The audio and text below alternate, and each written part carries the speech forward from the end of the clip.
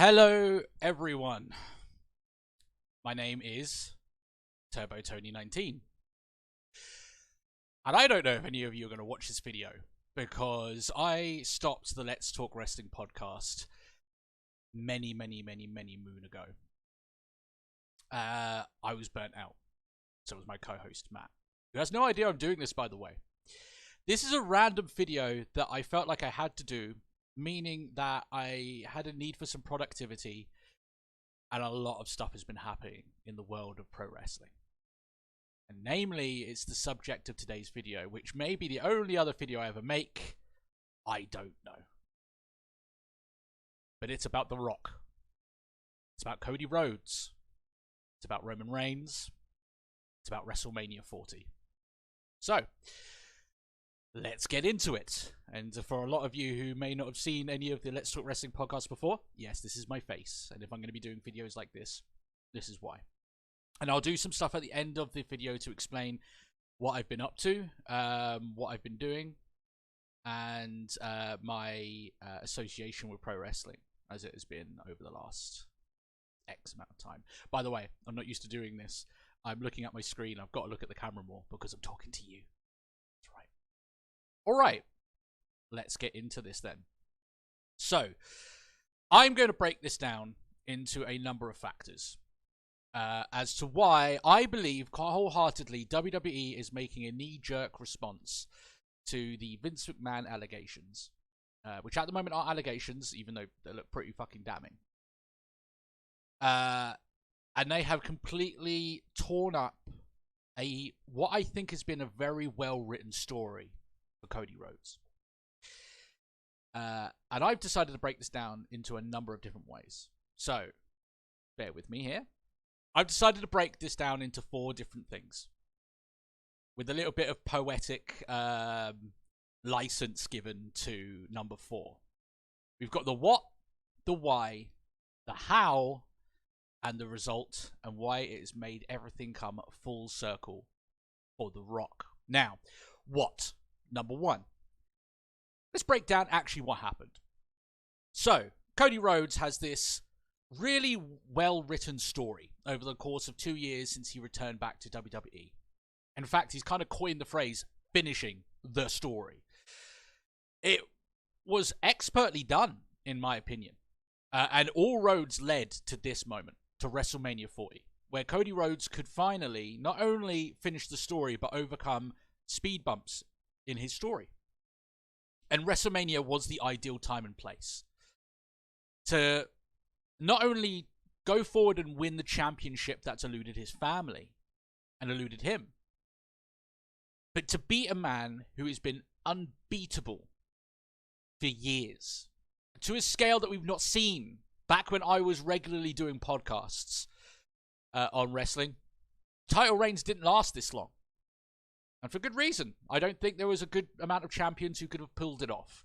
I think Roman, to the contrary of what other people may think about him, I think he's been an excellent champion. I think he has. I think the results speak for themselves.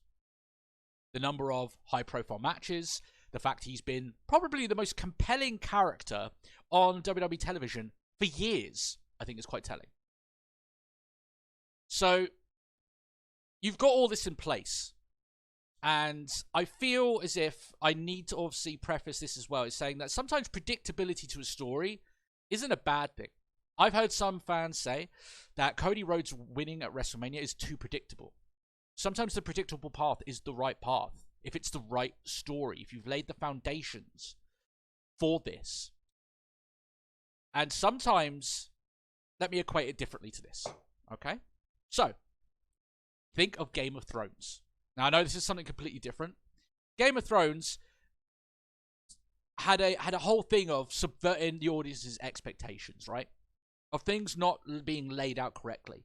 And when you do that, so not laid out correctly, but things not being laid out in the way that you think might work. And the great thing about that is that it was done expertly well for every season bar the last one. And then the last season, they decided that they would basically do the same thing, but without any sort of nuance or any sort of meaning to the switches in the story into where you think it's going to go. So it's widely regarded as one of the worst endings to a high-profile show ever made, right? And there's parallels here.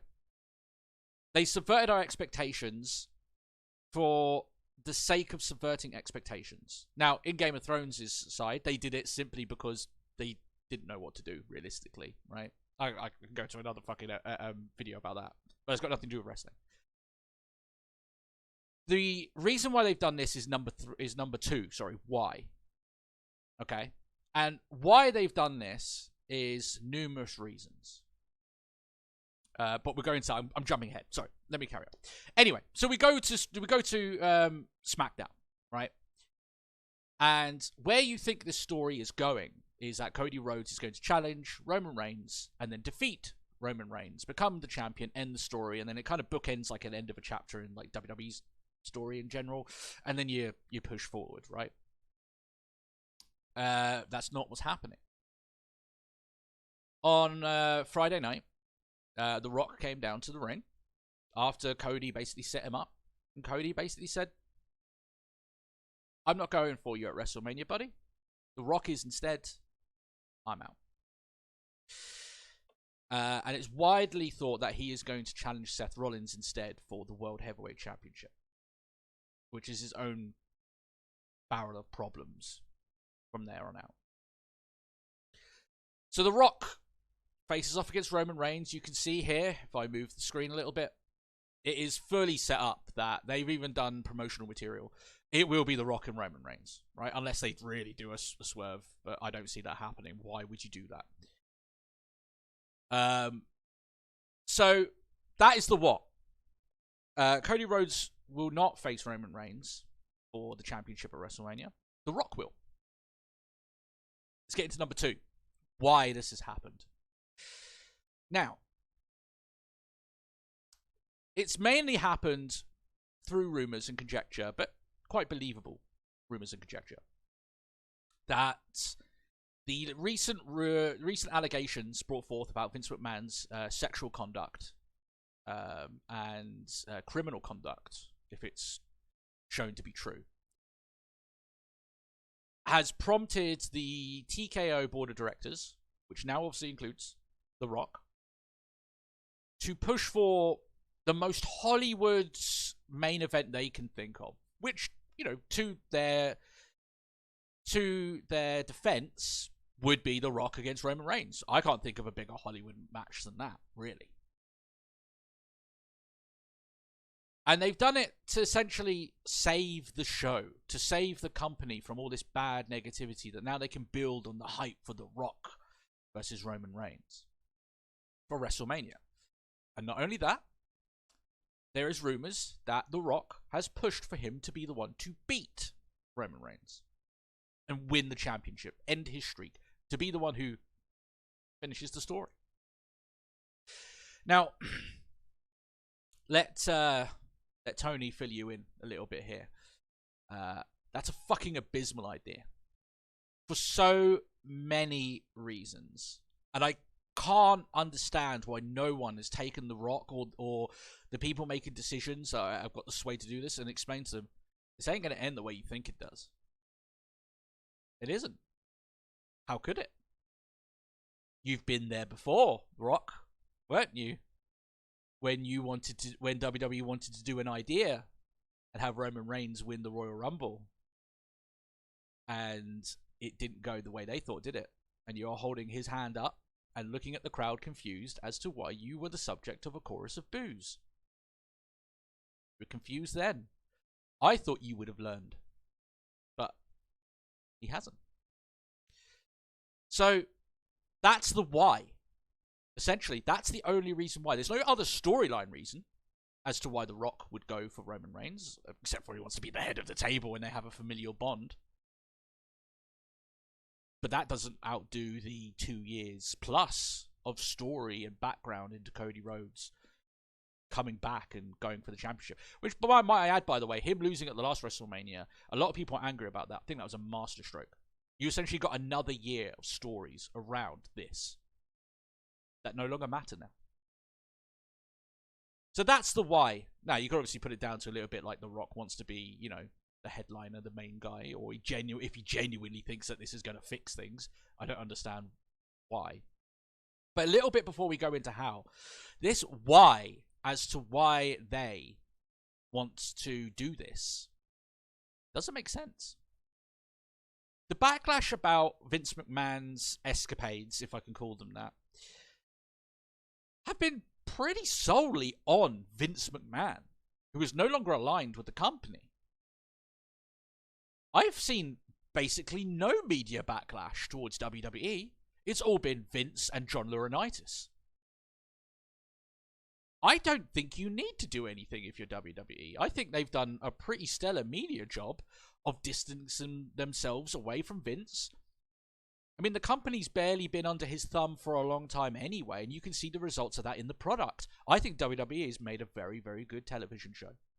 Now, I haven't followed it like to the degree that I would usually follow it, but I think it's been pretty good. And I've kept my finger on the pulse of what the general wrestling community, you know, the fans, what they like. They seem to really like what WWE's doing. In fact, I actually think that the if any company is struggling for some momentum right now, it's AEW. You're really struggling. But I can go into that another time. WWE are doing just fine. I've not seen a huge level of backlash towards WWE for this. I haven't seen drops in their stock. I haven't seen drops in their viewership. So why would you need to? I've seen, believe me, back when I was covering wrestling a lot more regularly, the Divas Revolution, right, or the Women's Revolution, sorry, back when they wanted to be when they wanted to be the Women's and go from the Divas, that was a way bigger like social media tirade towards the company. They had to take notice when that was happening. I've not seen anything to that to put the reputation of the company into jeopardy. Maybe it might happen, it might do, but I've not seen it yet. It seems to be fully focused on Vince, and whether or not that's right or not is a completely different story. Whether or not the company, you know, facilitated, like, you know, an area that could happen and has some culpability, that's a different subject for another time, right? So the why, so the what doesn't make sense. The why doesn't make sense. Let's go into the how. Okay? So how is this going to go down? The Rock will face Roman Reigns at WrestleMania and win the championship. That seems to be the consensus. Now, things can change, obviously, but let's run with that at the moment because that certainly seems to be what the plan is.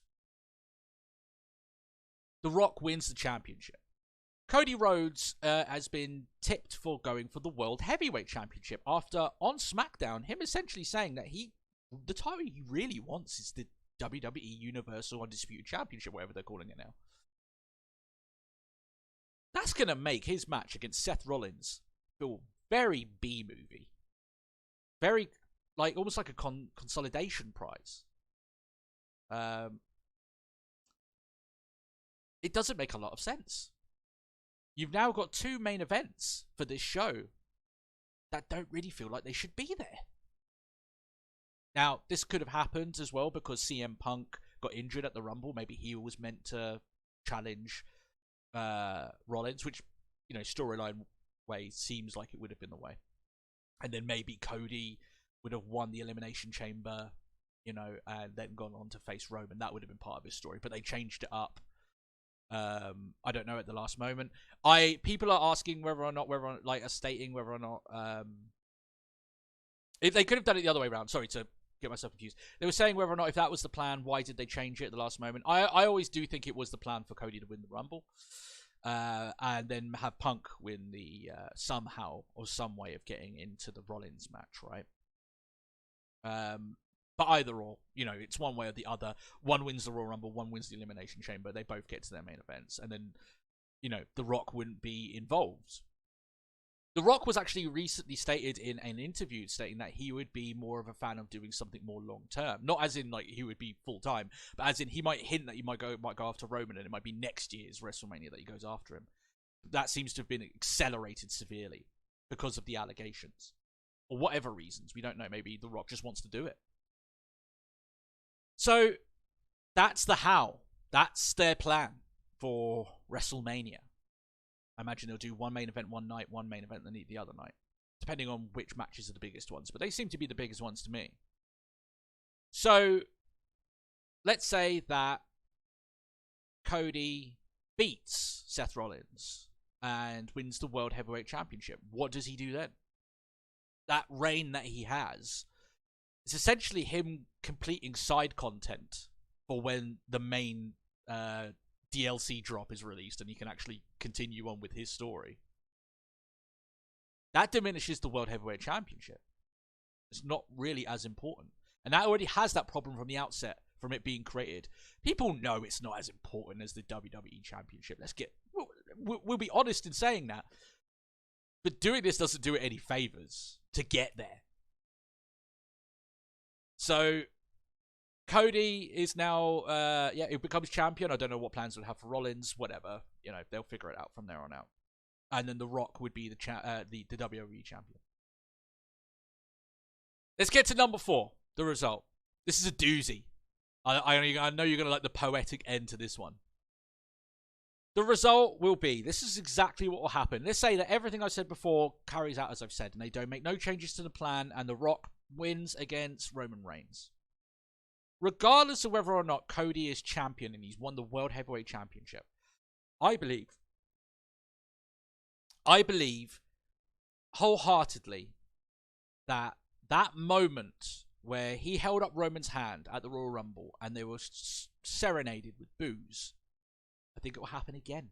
Except, obviously, he will have beat Roman and he will be holding the championship above his head at WrestleMania, and the entire match will be a dumpster fire. One, because I don't think The Rock can go anymore.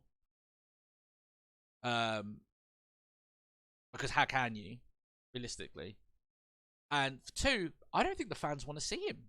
He's going to be the first person to go against Roman Reigns where they want Roman Reigns to win. I think Roman's going to be the face in that match. Not by design, of course, but how the fans will receive him. I don't think they will want The Rock to win. I think he's going to be treated like the villain. They might have had this differently if WrestleMania was in a different location, or whether or not it was not in Philadelphia. But it is. And yeah, I don't see those fans being particularly warm. The idea of Hollywood Rock rocking up to WrestleMania, stealing the limelight, stealing the story from someone else, and ending something that shouldn't have been ended for him. With Brock Lesnar ending the streak, the Undertaker streak at WrestleMania, it worked because people were shocked. People won't be shocked here. They're expecting a big old fisting up their anus in this finish. They're expecting it. And when it happens, they won't be happy. And this leads full circle for The Rock. How did The Rock get into WWE? He came in as Rocky Maivia, the blue chip, you know, real American stud, right? Prime for success, as JR used to like to call him that. He was booed. Why? Because he was put in a situation that he wasn't capable of performing, and a situation in becoming the Intercontinental Champion that he did not earn. That a space that was not ready for him. A space that he had no really business being in.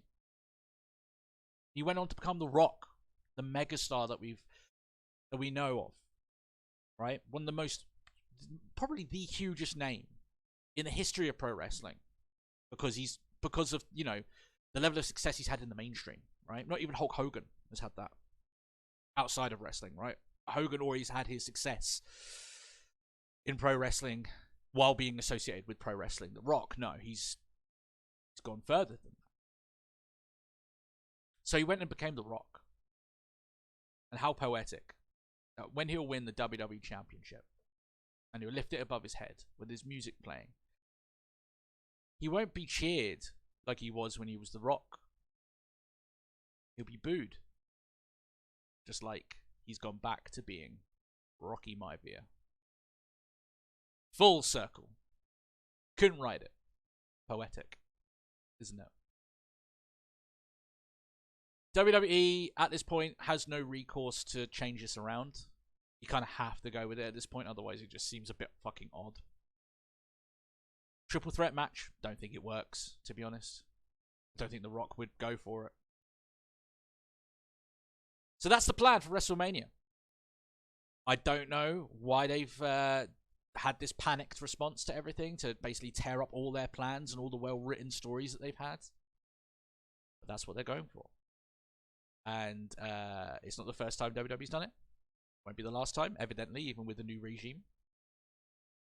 It's part of the reason why it makes wrestling so fucking interesting, and why, even though I've been so divorced from it over the last, I don't know how many years it was since we've done a podcast. It's the reason why I still look at the highlights on my phone, why I still watch the Royal Rumble this year, why I keep up to date with all the wrestling content creators, including the new ones, which are pretty fucking good, by the way. So that part of wrestling is booming. And they've got no shortage of explanations as to why this sucks. So, that's me. That's Turbo Tony 19. It comes up Tony Shark Slain because I stream sometimes. If you want to catch me on Twitch, you can. Don't stream very often. I play single player games and try and make memes out of them. I'm also on TikTok on them, where you have some more of the other stuff. So if you want to check that as well. If you're asking about the future, about the Let's Talk Wrestling podcast, I don't foresee me doing many of these videos. There was another one I had to do about CM Punk, I suppose. If this gets enough response, I can do one about CM Punk. Because I think that's a recipe for disaster as well. I'm sure that'll make some people upset. But yeah, this is Turbo Tony 19. It was weird saying that in this context. If you did follow the podcast for all this time, if you enjoyed this video, then please leave a comment. I'd love to catch up with you guys. It's been a very long time. And yeah, pretty much it. Thanks for listening. What are your thoughts on it? I won't ask you to subscribe. I won't ask you to like. But it's just nice to do something today. Just had the urge to talk a little bit. Randomly. No plans to do this today. But there we go. Have a good one, guys. Have a good one.